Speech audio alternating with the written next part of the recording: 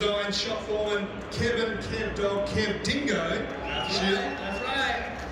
He's in the house. I had this fantastic interview lined up, and intro guys, we're talking about your awards and everything else in between, but I think I can summarise it by saying Grand National Roadster Show Builder of the Year winner here, and Sea Turtle aficionado. That's over correct. there. Is that right, guys? If anybody needs anything about sea turtles, come to me. And if I don't know it, I'm going to make it up. Well, let's jump into it straight away, guys. You have landed in the Southern Hemisphere. How long have you been down under for now? We got here, well, we're a little confused because we lost a day on the way down here. We're going to try and find it on the way back. We left Salt Lake Monday night. Yep. And we got in on LA Monday Wednesday? night. Wednesday. Tuesday? We flew over Tuesday. We thought it was Here on Tuesday, Wednesday. but it was actually Wednesday. Yes. What day do you think it is today? Today is... Where? Here? Yeah, today is... Friday. It's Thanksgiving today. It's Thursday, Thanksgiving Thursday. in Salt Lake. Happens to be, just in case any of you didn't Rough. know, it is Thursday, 10 minutes to 9 p.m. in Salt Lake. Nice and early. It's time to go out for a cruise. And so to answer your question, it's Friday. Correct. Correct. All right, well, let's get into it, guys. You've been here for a while. We've seen some amazing things. Tell us about your impressions of Australia and some of the cars that have caught your eye so far. Oh, go ahead, Doc. Australia has been epic. That's the only word. The people here, the place, it's so clean, everyone's nice. I got to see a koala and hold it. His name is Forrest. I might be taking them home. You're not taking Just kidding. I saw some kangaroos, that was great, fed them, that was really neat. The cars. Amazing. The cars are amazing. There's a lot of cars that I've never seen before. And I look at these cars, and I think Dave too, and I can't tell if they've been customized or not. They're incredibly nice, but it's like I don't even know what they started as. Right, I think that's what we're going to take away from the car show here is we've seen a lot of American cars that we're certainly used to seeing, but it's really kind of unique. It's confusing for a car guy like us, that you walk up onto something and you're not sure what it necessarily started as Kevin was saying, but you start to look at the detail and you can tell that somebody's put a lot of time and love and effort into the car, and certainly a lot of money. But you're confused because you have no idea, did they ever make a two-door of this? Or is it another four-door that's been converted to a two-door? Or as Kevin keeps getting confused, that these cars have all been converted to right-hand drive. That's correct. You guys have the best right-hand drive conversions I have ever seen. Hands down. Well, you know, customized or Australianized, you just don't know, do you? I don't. But I can assume. But I have to tell you that the cars here are not weird in the sense that there's not like goofy stuff done to them where a car guy that's, you know, or a car snob as it may be, i.e. us, that we've seen a lot of really great cars throughout the entire world. And there is no shortage of great cars down here. The quality, again, and the love for the cars, the car community and the culture is very strong down here. And of course, wonderful people, and they're so warm and welcoming and friendly. We've had a wonderful, wonderful time. And I have to add one more. Hello? Hello? I have to add one more thing. Yes. The love for the cubic inch in Australia is out of this world. It is great. No displacement, absolutely. So, well, I want to take you a little bit further back because we've got a lot of kids here as well. So many kids are at your show. I want to go a little bit early with you guys because it's all well and good to talk about what you're designing now. I'm going to hit you with some questions that are a little bit different. Where did the journey start for you guys? What was the first car that created the impression, and how old were you? Oh, geez. Ooh, yeah. Go ahead, Kev. Tell them about your Honda. Well, that was another question about the coming Honda. on. That's not the greatest. That's not the It's greatest. not that it's the coolest car. It's because it's what you did with it, the experiences you had, and how important that was to create what you are now in the car industry. Oh, that doesn't mean that's fair. Am I now doing the interview? You're Why did going. you start with Yeah, cars?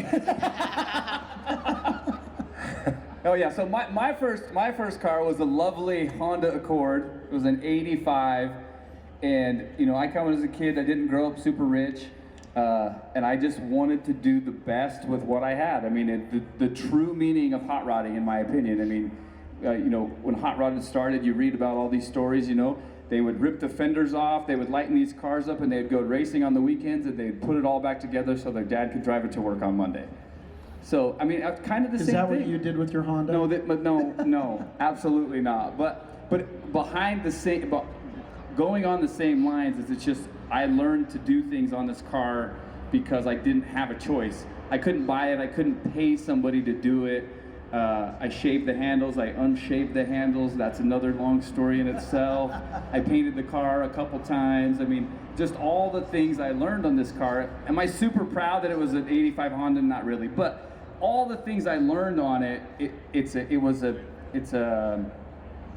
tool that I can never put a price on. An apprenticeship. You started there. 100%. Well, we're not going to let Dave get away. No way. Dave, I'm going to take you back to high school. Okay. Who had the best car in the car park at high school for you? Not what was me. it? Oh no, it wasn't me. It was some dude named Kevin. Yeah, that's not this right. Kevin.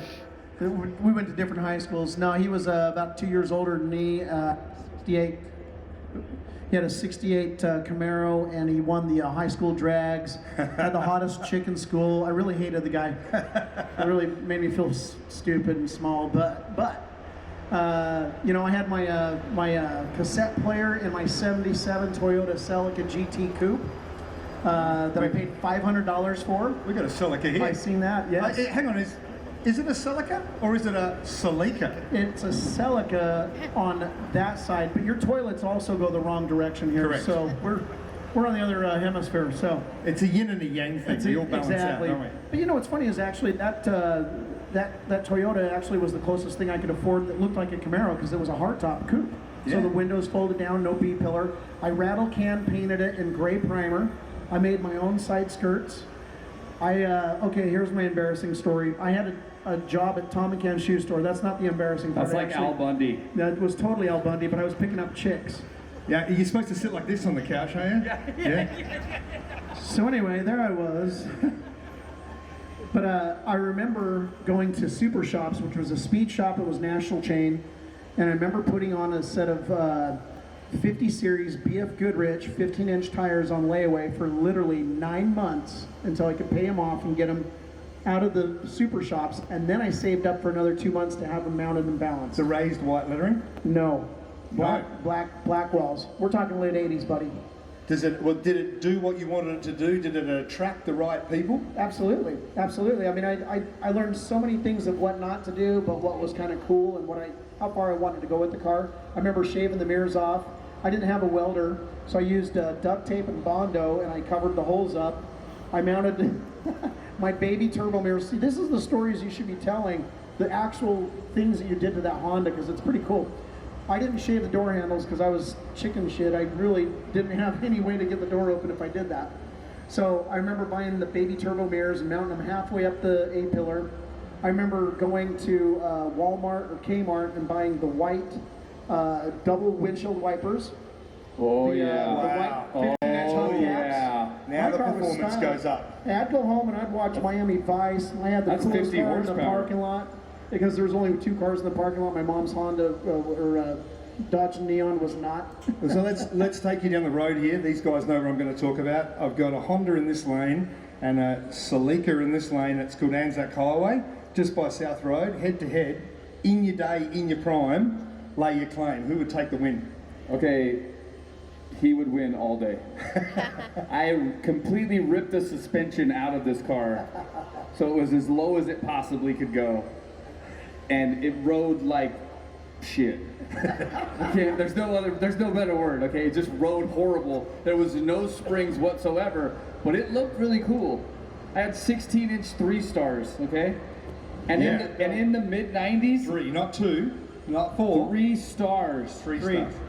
That was the bomb. They were 16s.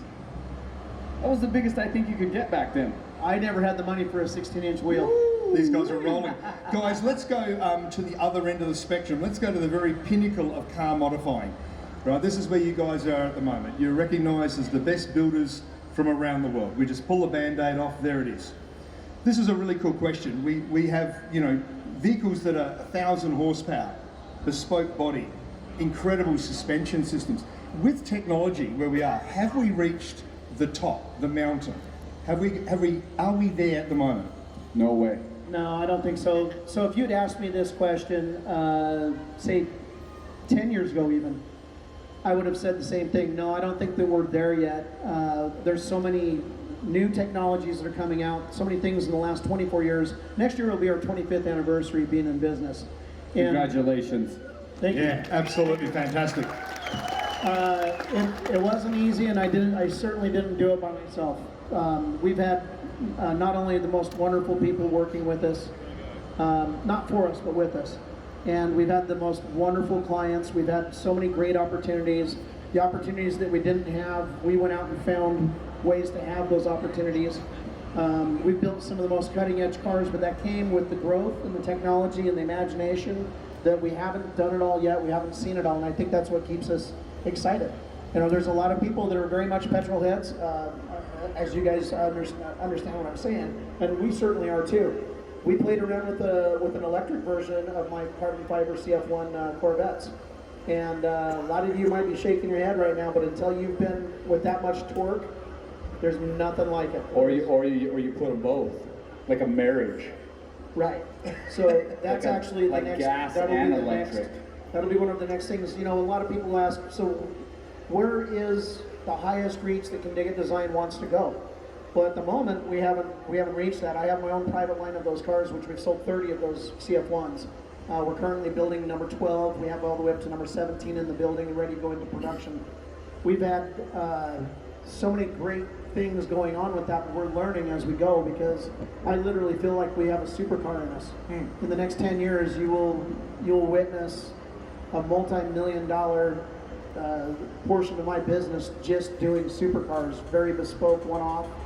Very high-end, very luxurious, but very fast, and they will likely be super hypercars. Well, we talked about those elite level cars in the build and reaching the pinnacle. Do you feel that maybe one of the frontiers that we're yet to explore is a lot of these owners, 2-3 years later, you see them on Power Tour. So these cars are transitioning for the end goal of being able to be driven in the design. Well, and I think that's something that Kevin would probably totally agree with me, is we build certainly a beautiful show car, but the car that we build it with the mindset that is going to get driven. And so, you know, we build the 2 cars that are here. Those cars are going to get a lot of miles on them. They are very capable, extremely high horsepower, well handling. They have heating and air conditioning, nice stereo systems, and they will go on power tours. They will go across the country as many times as the owners want. Well, and I think the trend is, you know, and I've been watching the trends. You watch the auctions, you watch the Barrett Jacksons or the Meekums.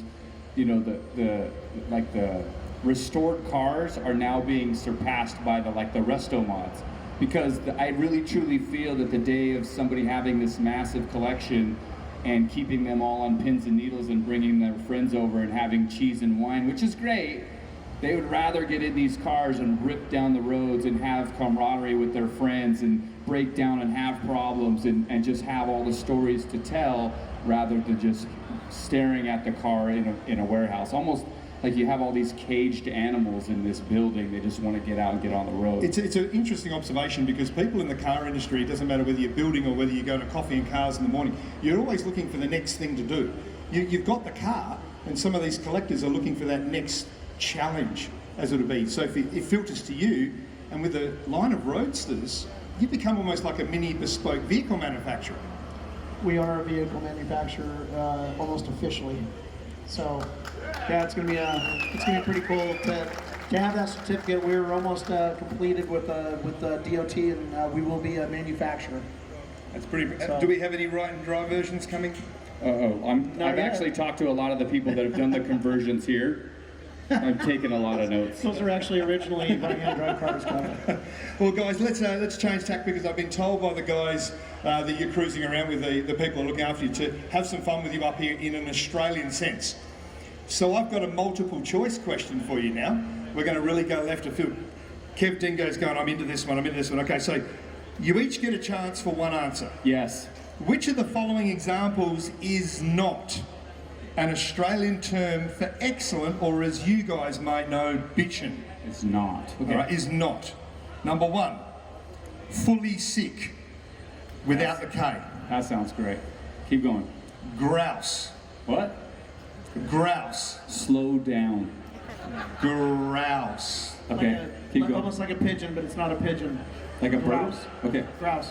Okay. The next one, rip snorter. Ooh, that sounds good too. Number 4, pure, dead, brilliant. That last one, you're trying to trick Hang on, me. I got 2 more. There's this many to choose from? Oh yeah, you only get one. Hectic with a K. Hectic. And finally, sweet as. Sweet ass? So I'll go through again. Which one's Is that not? what he said? Which one's not? Ass. Fully Sweet sick. ass with one Grouse, S. Rip snorter, pure, dead, brilliant, hectic, or sweet as. Oh, not ass. Correct. Yeah, not they, we just I just only one S. and Ass. just on that, we call it arse. My bad. Arse. Not arse. Arse. Sweet arse. Yeah, sweet arse. Well, I like that one too. So which one do you reckon, guys? Make your call. I'm gonna go with the hectic one with the K. Hectic? I'm gonna go with the pigeon thing. Grouse. Oh, I thought he said grout. It is Like the- actually a Scottish term called pure, dead, brilliant. So bitchin' in Australia is fully sick, grouse, rip snorter, hectic with a K, or sweet. ass. That's it. There you go. Is that right, guys? Give a round of applause if you're Australian. All right. I don't know what he's saying. Okay, I think we're doing good. I think so. I mean, do you mind if we have a moment? Hey, Yeah. Did you really Shall I think give we him got- another get out of multiple here. choice, Chris? Dude, grouse is a Shall I give him one bird, more? I thought he said I'll give him one more. grout. No. Check your schedule. Go on. Yeah, you left it Yeah, in the boot. nah. No, the trunk. The Yeah, boot. nah. No. All right, so shall I give you, do you want another multiple choice? Yes, You have an please. easier one? Yeah, I've got a really easy one. Can you narrow it down to like 3 potential answers And please instead I've say, of 7? say the choice is slower. Okay, I've got 4 this time. Oh, perfect. Now, when you're driving the car and you do a U-turn, you just turn around in traffic and go the other way. You do a skid. Yeah. Flipping a Yui. Yeah, which is the following is the examples is a classic Australian term for doing a U-turn, and there's actually 2 right answers here. First one is to do a ritorno. A what? A ritorno. Retarno. Yeah. You're returning the other direction. Makes sense. Yeah. Makes perfect sense. Do Should I have really to, make do I that have to up? talk slower for him? I'm barely getting Please, what I you're asked saying. you if you- I you please guys asked you if talk you would. so fast. All right, number 2, chuck a U-bolt. I love that one. That sounds great. I would say that all the time, even if it didn't mean what it means. Chuck a U-bolt? Are you sounds kidding cool. me? 2 more to come. Come on, please. Pop a Yui. Pop Oh, I a like that one too. The final one, pull a cookie. Ooh, that one's out. Pulling the cookies out. Do a ritorno, Returno. Yeah, that sounds pretty legit. chuck a U-bolt, Chuck a U-boat. I'm out on that one. pull a Yui, Yep. Pulling a Yui. or pull a cookie. The cookie one and the U-bolt one's out. There's only one. No, there's Right. 2. Oh, there's 2? Possibly 2. I'm agreeing with him totally. So you think it's Papa Yui? Papa Yui. Yeah. Let's see what the crowd think. Round of applause if the Australian term is to pull a ritorno. Yeah, that's that. How about round of applause if it is to pull a cookie? Make some noise if it's to chuck a U-bolt. I should have known. Hang on a second. Somebody's writing this stuff down. When you're in the passenger seat and you say to your mate, let's go and chase that car, make some noise if you pop a Yui. Papa Yui. We You like call that it one, a guys? flip a Yui, but same. Flip a Yui. Flip a Yui. I'm chucking U-bolts from here on out. When I researched this with you guys, there's some very words I'm unable to say on the stage here. Same They're here. about the Go American ahead, it's saying fine. they turn around. Yeah, Fine. no, I don't go flipping a biatch to anybody. Yeah. It's flip a bitch and ride, okay? Yeah, there you go. There we go, we can go that way. All right, guys, let's go back across to the show scene here. Some of the cars that we have over there in the hall over here, they're elite cars. You saw one of them right behind yours, a car called Effigy, the car that was right behind. Dave, I know you're familiar with that FJS type vehicle, and the vehicles that we have with you here, the one you unveiled, we know about Effigy, but the work that went into that car is very similar to what you put in the Camaro. Talk us through the man hours in creating a creation like Effigy or that Camaro. Well, I'll tell you what, that car is breathtaking. I've only seen pictures of it before. And for those of you who may not know what that is, obviously you live here, you should know what that is because you're car people and you're at a car show and race. It is what we would call amazing, or bitchin', sorry, which is actually not really a swear word. if you look it up in the dictionary, never mind, doesn't matter. The amount of work that's in that Holden is just unbelievable. The flesh mounted trim, the stretch, understanding what that car actually started as, or at least the hint of what it was supposed to start as. It's almost like a mix between the silver with red interior Holden that's in there. Is that correct? Am I correct in assuming that? And Cadzilla that was finished by the Coddington camp. So that particular car though is amazing. It's something that I could only dream of. We are building some stuff that's quite potentially not been Can't take able to this talk guy about anywhere. right now. Doesn't matter. I'm not saying anything about what it is, but to have an opportunity to see something that is so beautiful is quite a treat, top to bottom, inside out. And that car is very timeless because, as I understand, that car was finished in 2007. Is that right? 2004? 2005. This is 4, Dave. You was slow with the thumb. You're fast talking, but you're slow on your thumb. The actual reality of the effigy, guys, is when you build a custom car and you give it to a customer and so forth, that car really now is seen by us as a national treasure, something that the country has as a badge of honour. But I also want to take you just next door on that car to the blue Tirana with that ridiculous black motor out the front and the 6'6" owner, Scott, I think it was, that had that car. You know, the funny thing is, so we did an interview with him when we were filming a little bit of the show here, and I didn't want to say anything at the time, but I was just like, does he fit in this car? Does he have one for each foot? It does. I'm sure it does awesome skids, but he was a big guy. It really is an incredible car, very small, very big, and built along a very interesting design style, which is a new style that came through Australia called the event car. Not a drag car, not a show car, not a street car, for going out to racetracks and just having a good time. And I think when you sort of met him, ladies and gentlemen, he was 6'6", and I think he said, if you touch the car, I'm going to eat you. He did say that. He was a big guy.